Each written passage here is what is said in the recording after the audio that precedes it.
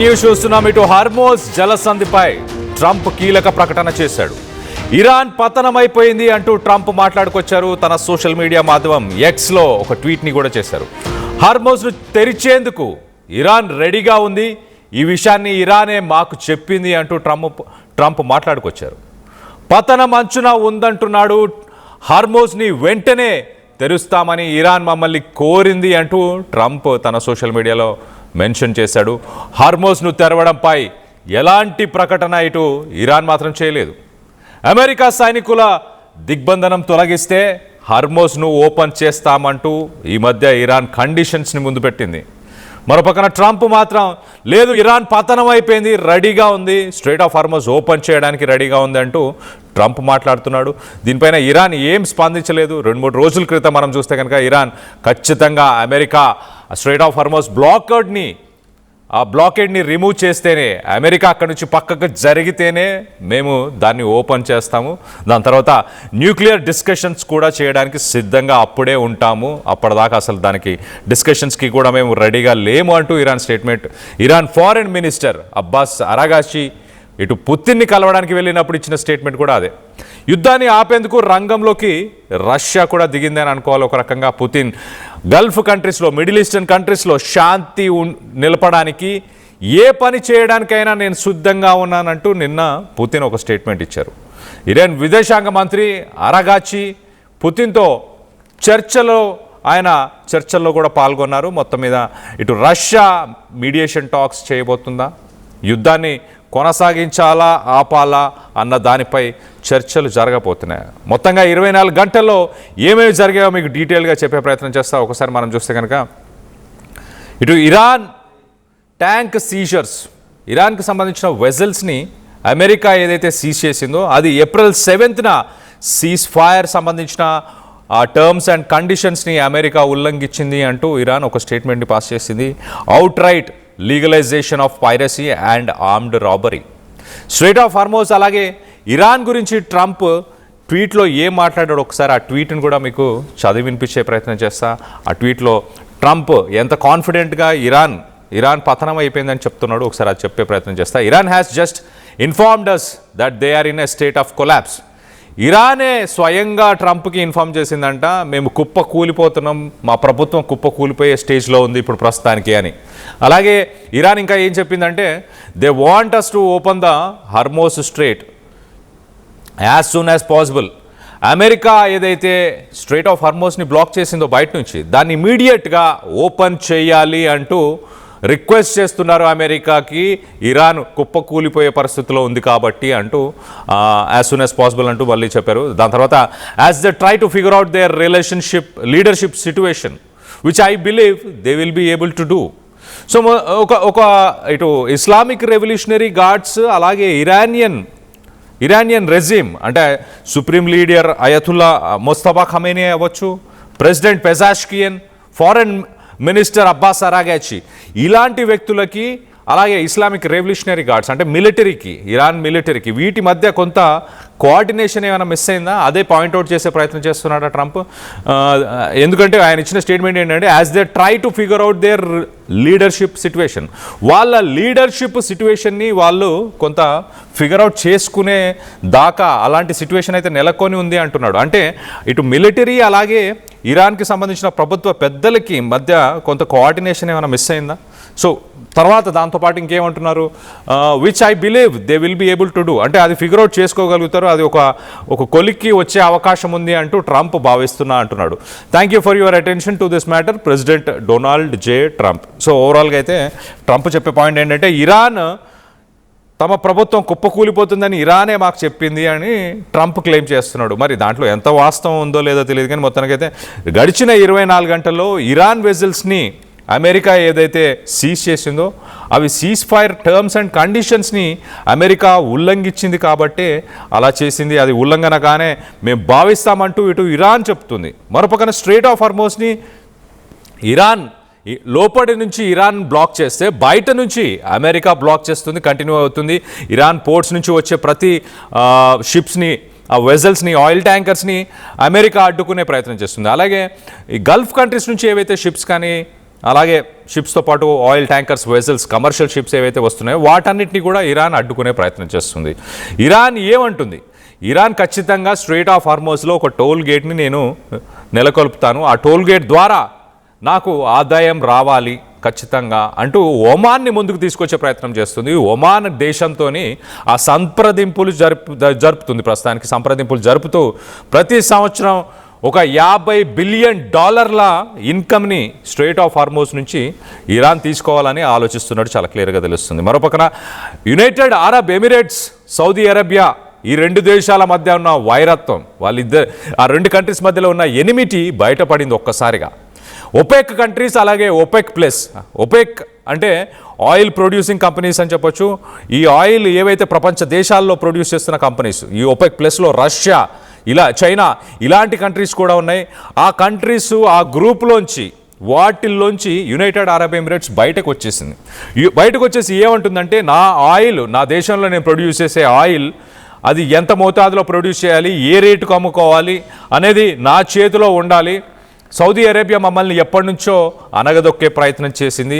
మాకు oil produce చేసుకునే capacity ఉన్నా కూడా సౌదీ అరేబియా చేయనీయకుండా మమ్మల్ని నియంత్రించింది, కంట్రోల్ చేసింది. బట్ దానికి స్వస్తి పలుకుతున్నాము ఇప్పుడు.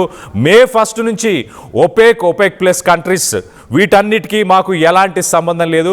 మేము ఒక ఇండిపెండెంట్ కంట్రీగానే ఆయిల్ ప్రొడ్యూస్ చేస్తాం, మాకు నచ్చిన రేటుకే ప్రపంచ దేశాలకి అమ్ముకుంటాము అంటూ ఇటు యునైటెడ్ అరబ్ ఎమిరేట్స్ అయితే ఒక సెన్సేషనల్ న్యూస్ అని చెప్పొచ్చు, సెన్సేషనల్ పాయింట్ని ముందుకు తీసుకొచ్చే ప్రయత్నం చేసిందని చెప్పొచ్చు. దీనివల్ల global energy sector at the same time oil producing countries అన్నీ కూడా కొంత షాక్కి గురయ్యాయి. ఎందుకంటే ప్రపంచ దేశాలు, ప్రపంచంలో ఉన్న ఆయిల్ ప్రొడ్యూసింగ్ కంట్రీస్ అన్నీ కూడా అవన్నీ ఒక అగ్రిమెంట్కి వచ్చి ప్రతి సంవత్సరం ఇంత ఆయిల్ మాత్రమే ప్రొడ్యూస్ చేయాలి. ఎందుకంటే ఎక్కువ ఆయిల్ ప్రొడ్యూస్ చేస్తే దానివల్ల ఆయిల్ విలువ తగ్గిపోతుంది. ప్రపంచ మార్కెట్లో, ఇటు ఇంటర్నేషనల్ మార్కెట్స్లో ఆయిల్ ప్రైజెస్ తగ్గే అవకాశం ఉంటుంది. కాబట్టి లిమిటెడ్గానే ఆయిల్ ప్రొడ్యూస్ చేస్తే దాని ప్రైజెస్ని మనం అలా కంటిన్యూ చేసే అవకాశం ఉంటుంది అంటూ ఇటు ఒపెక్ ప్లస్ కంట్రీస్ భావిస్తాయి. అలానే చేస్తూ వస్తున్నాయి. ఈ ఒపెక్కి ఒక లీడర్గా సౌదీ అరేబియా ఎప్పటి నుంచో అది ఆ రోల్ని ఫుల్ఫిల్ చేస్తుంది. సో సౌదీ అరేబియాకి యునైటెడ్ అరబ్ ఎమిరేట్స్ అంటే అబుదాబి, దుబాయ్, ఈ యునైటెడ్ అరబ్ ఎమిరేట్స్ ఈ రెండు దేశాలకి కొంత వైర్యం ఉంది, కొంత ఎనిమిటీ ఉంది. ఆ ఎనిమిటీని ఇప్పుడు మొత్తానికైతే బహిర్గతం చేసేశారు. అండ్ ఆ గ్రూప్ నుంచి సౌదీ అరేబియా ఏదైతే లీడింగ్ చేస్తుందో ఆ ఒపెక్ కంట్రీస్కి సంబంధించిన దాని నుంచి యునైటెడ్ అరబ్ ఎమిరేట్స్ బయటికి వచ్చేస్తుంది. మరొక పక్కన petrodollar security shield, Gulf కంట్రీస్కి అమెరికా మీరు ఆయిల్ని డాలర్లో అమ్మితే నేను మీకు సెక్యూరిటీ ప్రొవైడ్ చేస్తా అంటూ 1970లో చేసుకున్న ఒక deal, 1974 Kissinger state of secretary of America Kissinger ఉన్న సమయంలో ఈ డీల్ని చేసుకున్నారు. ఆ డీల్ తర్వాత ఇప్పటిదాకా ప్రపంచం మొత్తంగా పెట్రోల్తో పాటు ఆయిల్తో పాటు ప్రపంచ దేశంలో ట్రేడ్ అంతా కూడా డాలర్ పైనే జరుగుతూ వచ్చింది. కానీ ఇప్పుడు ప్రస్తుతానికి గల్ఫ్ కంట్రీస్ అన్నీ కూడా ఈ 80 సంవత్సరాలకు సంబంధించిన సెక్యూరిటీ ఆర్కిటెక్చర్ అని చెప్పొచ్చు. ఆ సెక్యూరిటీ ఆర్కిటెక్చర్ అంటే అమెరికా ఏదైతే ఒక అష్యూరెన్స్ ఇచ్చిందో గల్ఫ్ కంట్రీస్ పైన, ఖచ్చితంగా మీ మీద యుద్ధాలు జరగకుండా నేను చూసుకుంటాను, మీ సెక్యూరిటీ అనేది నా అవుట్మోస్ట్ ప్రిఫరెన్స్, మీ పైన దాడులు జరగకుండా చూసుకుంటా, ఒకవేళ దాడులు అయినా కూడా వాటిని నేను ఆపగలగను, అంత శక్తి నాకుందంటే అంటూ అమెరికా ఏదైతే గల్ఫ్ కంట్రీస్తో చేసుకున్న డీల్ని ప్రస్తుతానికి గల్ఫ్ కంట్రీస్ క్వశ్చన్ చేస్తున్నాయి. ఇప్పుడు ఇరాన్, అమెరికా, ఇజ్రాయెల్ మధ్య జరిగిన యుద్ధంలో ఇటు ఇరాన్ అమెరికా మీద దాడి చేయలేదు, అమెరికాకు సంబంధించిన అసెట్స్ మీద దాడి చేయలేదు, గల్ఫ్ కంట్రీస్నే టార్గెట్ చేసింది. గల్ఫ్ కంట్రీస్లో ఉన్న ఆయిల్ రిఫైనరీస్, గల్ఫ్ కంట్రీస్లో ఉన్న డిసాలినేషన్ ప్లాంట్స్, గల్ఫ్ కంట్రీస్లో ఉన్న ఇండస్ట్రియల్ పార్క్స్, గల్ఫ్ కంట్రీస్లో ఉన్న కమర్షియల్ బిల్డింగ్స్, ఎయిర్పోర్ట్స్ ఇవన్నీ ధ్వంసం చేసి గల్ఫ్ కంట్రీస్లో సెక్యూరిటీయే లేదు, గల్ఫ్ కంట్రీస్లో ఉన్న లూప్ హోల్స్, అక్కడ ఉన్న నెగటివిటీస్ అన్నిటినీ కూడా ఈజీగా ఇరాన్ ప్రపంచ దేశాలకు కనిపించేలాగా చేసింది. కాబట్టి ఈ అమెరికాకి ఈ పెట్రోల్ని డాలర్లో అమ్మడం వల్ల ఉపయోగం ఏమీ లేదు అన్న ఆలోచనలో గల్ఫ్ కంట్రీస్ ప్రస్తుతానికి ఉన్నాయంట. మరో పక్కన బెహ్రెయిన్ ఏమంటుంది, బెహ్రెయిన్ ఇంటీరియర్ మినిస్టరీ ఆయన చాలా క్లియర్గా సిటిజన్షిప్ ఒక 69 మంది ఇండివిజువల్స్ అలాగే వాళ్ళ ఫ్యామిలీస్కి సంబంధించిన సిటిజన్షిప్ని రివోక్ చేశారు, అంటే తీసేశారు, తొలగించేశారు. ఎందుకు? అక్కడ ఎవరైతే సప్రెసర్స్ ఉన్నారో, ఇరాన్కి సంబంధించి అలాగే ఈ వార్కి సంబంధించి ఎవరైతే సప్రెసర్స్ బహ్రెయిన్లో ఉన్నారో ఆ సప్రెసర్స్ని వాళ్ళ ఫ్యామిలీస్కి సంబంధించిన వీసాస్ని వాటన్నిటిని ఆ సిటిజన్షిప్ని కూడా అంటే బహ్రెయిన్ సిటిజన్స్గా ఉంటూ ఎవరైతే ఇరాన్కి కానీ ఇతర దేశాలకు సపోర్ట్ చేస్తున్నారో యుద్ధానికి సంబంధించిన వాళ్ళందరి వీసాలని వాళ్ళందరి సిటిజన్షిప్స్ని బహ్రెయిన్ తొలగించేసింది ప్రస్తుతానికి. దాంతోపాటు trans Atlantic friction over US strategy. So ప్రపంచ దేశాలు మరి ముఖ్యంగా జర్మనీకి సంబంధించిన ఛాన్సలర్ ఒక ఇంట్రెస్టింగ్ కామెంట్ చేశాడు. ఆయన ఏమన్నాడంటే ఇటు ఇరాన్ అమెరికా లాంటి ఒక సూపర్ పవర్ని ఎలా అనగతొక్కవచ్చు, ఎలా కంట్రోల్ చేయొచ్చు, యుద్ధంలో ఎలా ఓడించవచ్చు అనేది ఇరాన్ ఒక ఎగ్జాంపుల్ సెట్ చేసింది ప్రపంచ దేశాలకి అంటూ జర్మన్ ఛాన్సలర్ ఏదైతే మాట్లాడిండో దానిపైన ప్రపంచ దేశాల్లో ఇప్పుడు డిస్కషన్ జరుగుతుంది. మరోపక్కన ట్రంప్ మీద ఏదైతే దాడి జరిగిందో బాల్ రూమ్కి సంబంధించి అంటే ఒక మీడియా మిత్రులతోని దాదాపు 2600 మంది మీడియా మిత్రులతోని ప్రతి సంవత్సరం అమెరికా ప్రెసిడెంట్ ఒక డిన్నర్ మీటింగ్లో ఆయన పాల్గొంటారు. ఆ డిన్నర్ మీటింగ్లో పాల్గొన్నప్పుడు ఆయన మీద ఒక అటాక్ జరిగింది.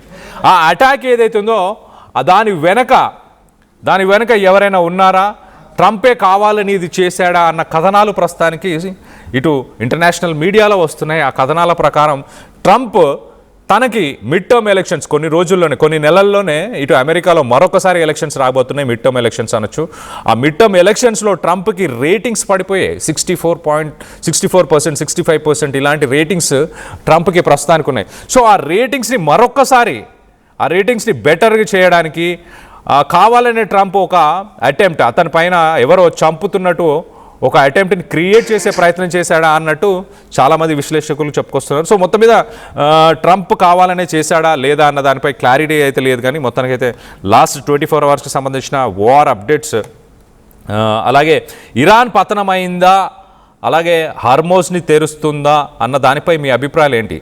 వాస్తవానికి ట్రంప్ ఏమో ఇరాన్ మా ప్రభుత్వం కుప్పకూలిపోయే స్టేజ్లో ఉంది అంటూ ట్రంప్ చెప్తున్నాడు. కానీ ఇరాన్ ఏం స్టేట్మెంట్స్ ఇవ్వలేదు. అలాంటి స్టేట్మెంట్స్ మీరు ట్రంప్ చెప్పే మాటల్ని మీరు నమ్ముతున్నారా, లేక నిజంగానే ఇరాన్లో పరిస్థితులు పతనమైపోయాయి, అక్కడ హార్మోజ్ని ఇరాన్ తెరవబోతుంది అని మీరు భావిస్తున్నారా? దానికి సంబంధించి మీ అభిప్రాయాలు ఏంటనేది కింద కామెంట్ రూపంలో తెలియపరచండి.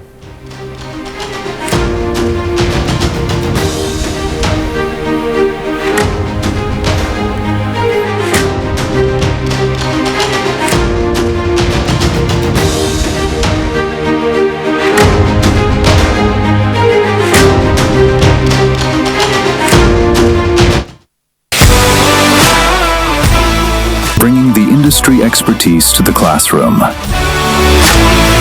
KL deemed to be university.